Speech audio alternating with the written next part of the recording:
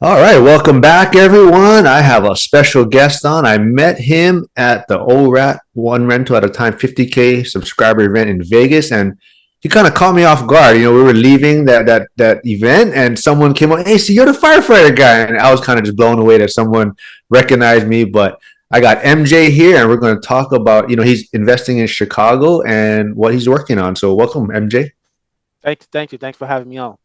Yeah, man, I was caught off guard. You stopped me and you're like, "Hey, you're the firefighter guy," and it just blew me away that someone actually watches my channel and recognized me. So thank you for that. Thank you for all the support. But yeah, let's kind of talk about what market you're in, what you're working on, and maybe what your thoughts on the one rental at a time event was.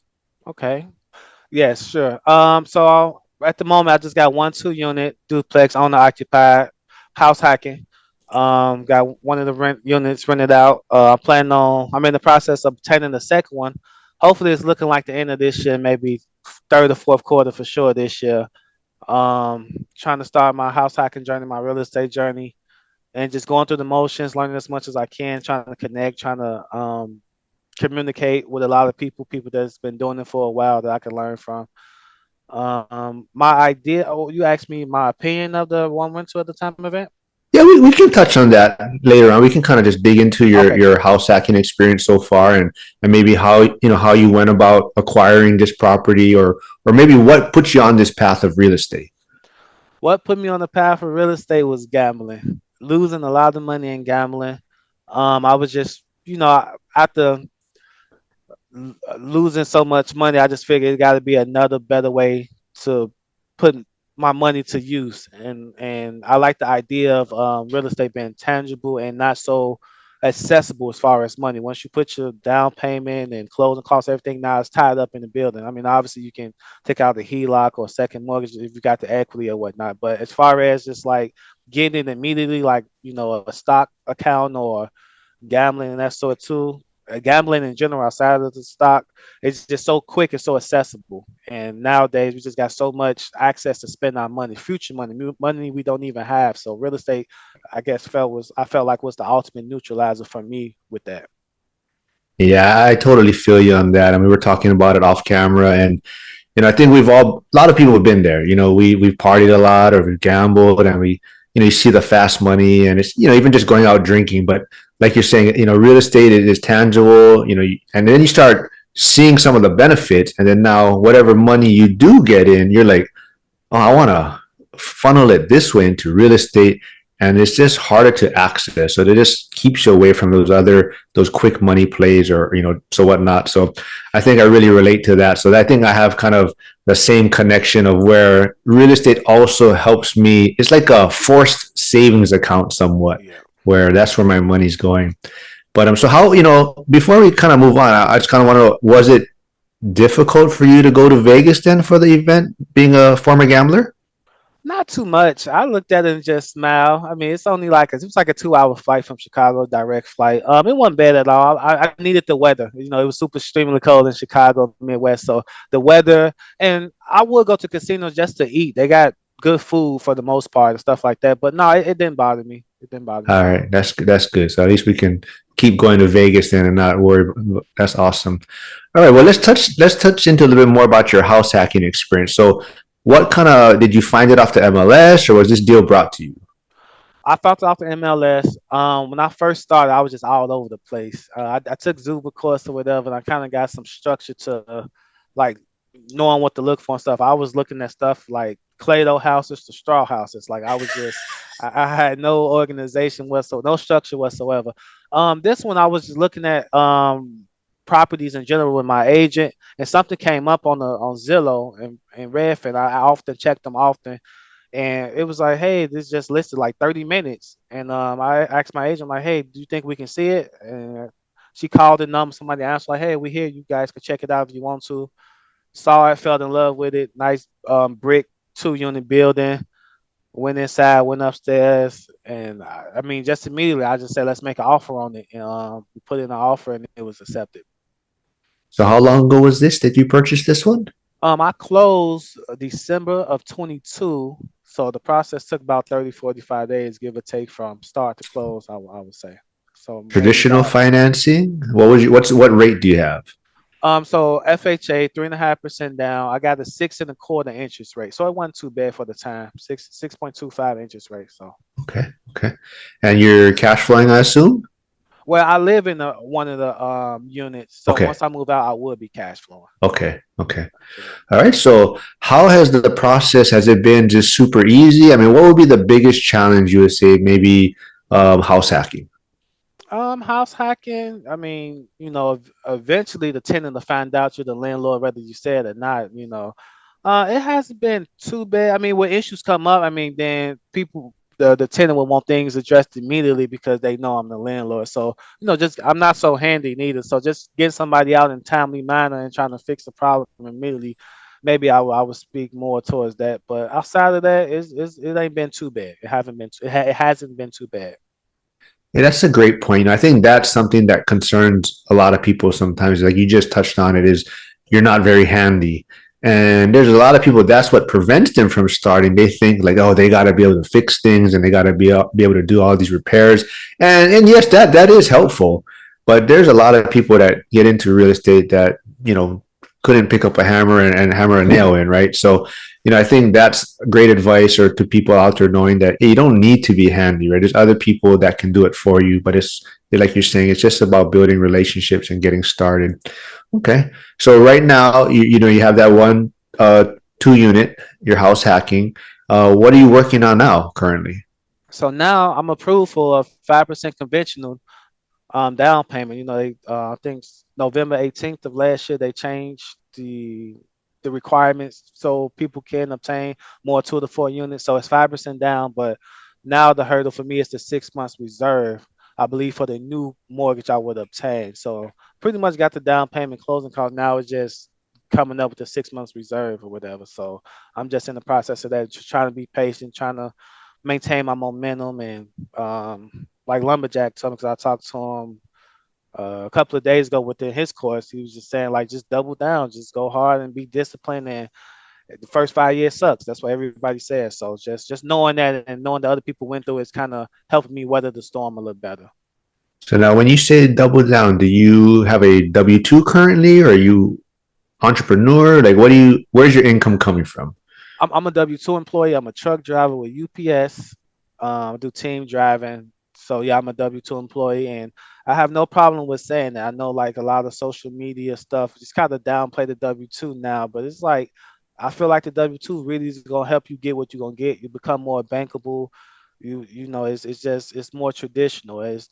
Not to come at nobody that's self-employed or 1099 or whatever form they get money, but I feel like W-2 is not something that should be looked down on how it is in today's society. Yeah, and I mean, I don't know if it affected you, but UPS drivers are kind of all over the news with that big raise, so that hopefully helps you getting that down payment quicker. But yeah, like you said, I think that's what's great about the ORAP community too. Is I think a lot of people have that same feeling like you. They're not trying to get rich overnight. They're trying to do it with a W-2, and they're trying to leverage that, and they're doing it one rental at a time, basically. And I think that's why the community and the event was such an amazing time. It was just everyone related to each other, and I think everyone has kind of similar stories. So let's kind of touch on that. The one rental at a time event. I mean, did you arrive early? Were you there for the whole time? What was your thoughts on it? First day I arrived, I was there on time. I was there on time, a little early. It was new. I go to like local real estate meetups and different meetups here and there. I didn't know what to expect. Um, I was obviously nervous, just saying people you see on, even though it's like social media, it's like you kind of like many celebrities to us because it's like we learned a lot from you, Lumberjack, Dion, Millennial Mike, Zuba, of course. So just to see you guys in one setting, in a person, it was just like it's kind of a big deal for me because it's like a community we all can connect to on one level or another. I was nervous, like I say. I sat down, I stayed the entire time from beginning to end, both days. I learned a lot, and it was good. I definitely do plan on attending the next year one and the year after, or whatever. So I'm down. Would you maybe come in a few days earlier and leave a few days later this time, or? Yeah, so this time I came with my girlfriend, and she on the real estate path too as well, not as much as me and stuff like that. So she support me, and she know of these you guys as well. Yeah, I would come in a couple of days early because I would want to go to one of those Denny's meetups or something like that to kind of get more intimate time with people and stuff in a different setting. Because like at the one went to the time, it's just so many people to have even a 3 4 minute conversation with. So maybe you don't talk to 2 or 3 people you may have wanted to. You may have to wait a year or a year after. So I feel like the Denny meet maybe can be the ultimate neutralizer. I wouldn't mind coming in a day or two before or after to just try to really connect with more people.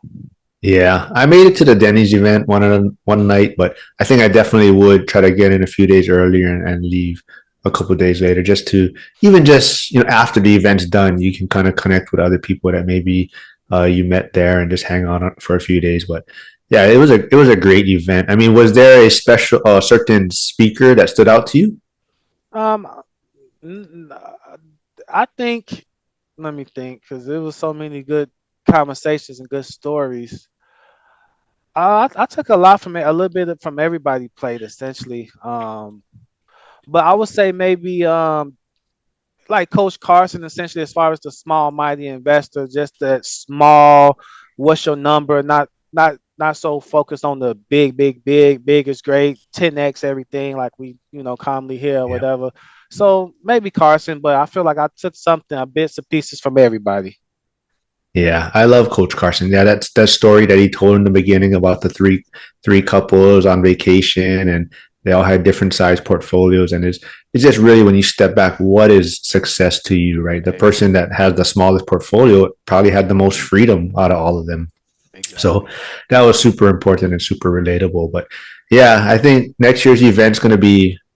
I mean, it's hard to say. I mean, it's amazing, but I think it might even be better because people are a little more comfortable. They kind of have that kind of relationships they've built. So this year is kind of testing the waters and whatnot. So I think next year is going to be really fun. But yeah, so what I guess as far as maybe we kind of touched on it off camera. Was there a certain moment? I mean, I know you touched on gambling, but why real estate? Like, out of everything you could have chosen, I mean, I know you said it's a tangible asset, but was there anything else that made you head down that path? Yeah, so I mean, what I'm trying to think of all the things you can kind of invest in to make money short term, mid term, or long term. You got stocks, you got um ETFs out there. I just gave it the title stocks. You got maybe trading or W2, 401k. So I just felt like me. I felt like it's a great challenge that I can achieve. I like the satisfaction, even the momentary wins I have been receiving. Like I said, it's not accessible as far as money. When even like I said, if I got a debit card, credit card, it feel like I got a hole in my pocket when I used to gamble. Okay? It was used to be that serious. Oh, this game come on at 2 or 3 o'clock. I can 3 4x my money in 3 hours, or I can lose my money in 3 or 4 hours as well. So real estate, it's like once the money is inside the property, unless you take out a HELOC or a second mortgage or try to sell or whatnot, by having the sufficient equity, of course, too, it's gonna take 30 plus days. You just can't get the money one day to the next. You gotta fill out an application, you gotta have the credit score, you gotta maybe potentially have money, you gotta get it appraised. That takes time. So just knowing that process, I'm not gonna deal with that. I'm gonna leave with the money, I'm gonna let the money sit and just ride the wave. So real estate was just I just felt like that perfect balance for me. Yeah, and you have to plan for like reserves, right, or maintenance or upkeep. So even from that standpoint, you get this money coming in, but then in your mind, you're already thinking about, okay, I might have these repairs come up. So it forces you to be saving money or putting aside. And I think, like I said, I think I relate to that quite a bit. I mean, I used to just blow money left and right, on the weekends and party quite a bit. But you kind of touched on it too. So your girlfriend is she's getting that real estate bug, or does she have a property, or how's So that in her working case, out? she got a single family home. She kind of did it the inverse way. I mean, like you said, we know now 3 or 4 years ago she would have got the 2 unit and then maybe downgraded to because it's just so much easier. In her case, it's gonna be a little harder, I think, to get the single family. I mean, the 2 unit because now you got to convince the underwriter why would you move from single family to 2 unit. So she definitely catching on a lot and learned a lot with just me, just even in the car listening to podcasts, listening to all the people I listen to. It's just like subconsciously it's just she just asking me questions here and there. So I'm like, okay, so yeah. All right, that's great. So you said, off camera, no one else really in your family is into real estate. So you're trying to pave the way for everyone else. And so what is your, I guess maybe your circle think of what you're doing? When I first got my place and closed and they saw it, they was, extremely proud and happy for me. They, a lot of people can't see the end goal to is there. And then at that point it's about too late. But they definitely over congratulate me for achieving me even just getting my first duplex. They not against, they kind of don't understand how I do. They don't kind of see the end goal like us investors see it. Like our plan to eventually replace our W-2 income or have the optionality later on in life. But they're not against. They just don't understand or fully get it at the moment.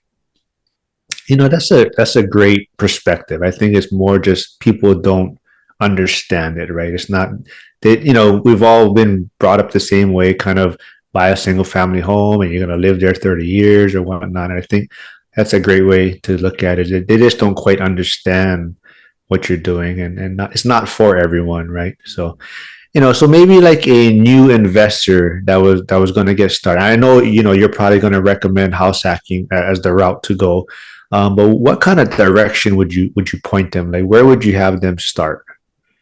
A new investor, a beginner, complete beginner. I would say Yeah, educate yourself. Learn what you learn about real estate in whatever form. Learn about the advantages of the 2 to 4 unit first versus a single family home.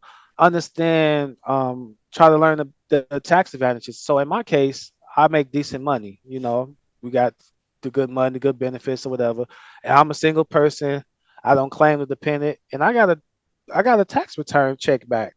As a single person, no dependents file, 100K earner, I got a tax return because I own real estate, so even just that advantage, I just feel like educate yourself, find your purpose, find your goal, and try to connect with people that's doing it.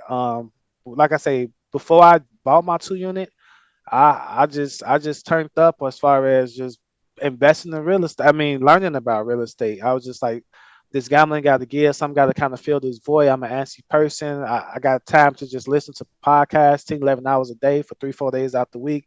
I need something to kind of fill this void. And real estate was there for me. And I was just listening to podcasts over and over, different people, this and that. And I just kind of found the interest to it. And I got started with Zuber and stuff like that. But invest in yourself, educate yourself, invest in yourself, and find out as much as you can. I feel like once you start finding out little nuggets here and there, your interest becomes more. So, to simply answer your question, educate yourself and invest in yourself are the two most important things. I love that. Yeah. So I know you said your UPS route is from Chicago to California. So I'm sure Southern you listen to a lot California. of podcasters. Do you drive your partner or your driving partner nuts, or is that person getting into real estate also? Well, he has a glorified apartment, aka condo. So, um, he don't care for it. I mean, he don't care for it. But I listen to. Obviously, I have my truck and headphones on and stuff like that. I bring it up a lot of real estate in general. He know I'm fascinated with it. Um, he won't like a single family house, but he don't care about like the 2 units or nothing. He kind of cool with the condo. He been there for years and it works for him. So he's not too big on it, but he'll listen to me and he has learned things from me as well. So That's awesome. That's awesome. So, before we wrap things up, I kind of want to touch on, so a lot of new investors, when they get started, they're always trying to find, that great market, whether it's in their backyard or out of state. And a lot of times people are afraid of maybe whether it's a blue state or red state, and they're worried about those kind of things. And in the news or headlines right now, we're seeing a lot of things about squatters and everything. So Chicago being kind of a more of a tenant friendly market, are those concerns for you, or what would you tell someone looking at a market right now? Yeah, not to get too political, of course. Whether you blue or red, just figure out what works. You learn the market, you learn the tenant rules and regulations, you learn the landlord rules and regulations. You see if it cash flows, you come up with your buy box and your rent box. You look at things to where if is it convenient for you to invest here? Does it make sense for you to invest here? Do you get a do you get cash flow off this investment? If you had to evict a tenant, what's the processes? Are you willing to go through with the processes? Um, I would say if you can, obviously it's easier said than done, and people live in higher cost markets, especially on the West Coast and even the East Coast, New York and Cali and stuff like that. Try to invest locally if possible. But like I like the idea like Millennial Mike do. I mean, he just had a blueprint made for him already. He had somebody that did the dirty work already. He just came and copied the blueprint. You can't get mad at him for that. But I say don't just go into a market not knowing anybody or knowing the local laws regarding tenants and landlords just because it's quote unquote for you affordable.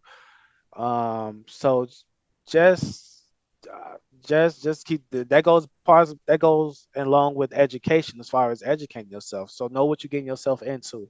So yeah. And I think you made a great point, off camera we are talking about is also the tenant screening process is super important, right? That's going to be super helpful, whether you, like you say, not get political, whether in a blue state or red state, the tenant screening process can be super helpful and maybe avoid a lot of these problems, right? Yeah. Let me say this too. So like when I first closed, you kind of get that anxiety, like you want a tenant in here to help you pay the mortgage, and you telling yourself this was your purpose of getting this property, and so sometimes you may lower your standard or settle. Essentially, I will use the word settle something that maybe don't fit your criteria just to get the person in there. I would say this to you guys: it's better to have your place vacant for an extra month or two or even three to have a bad tenant. Take the time, do your due diligence, find out about that person, do your proper screening, stay firm with your criteria. I think Dion says it a lot. If people don't want to move in because of the price or something, maybe offer $50 off first couple of months like that. But as far as your tenant selection, stick to that and stick firm with it. Great advice. Great advice. So let's wrap things up here. I know you said you watch quite a bit of or listen to a bunch of podcasts. So not including, the whole kind of one rental at a time, kind of REI Avengers group. Is there someone that you listen to or follow that you can recommend to other people?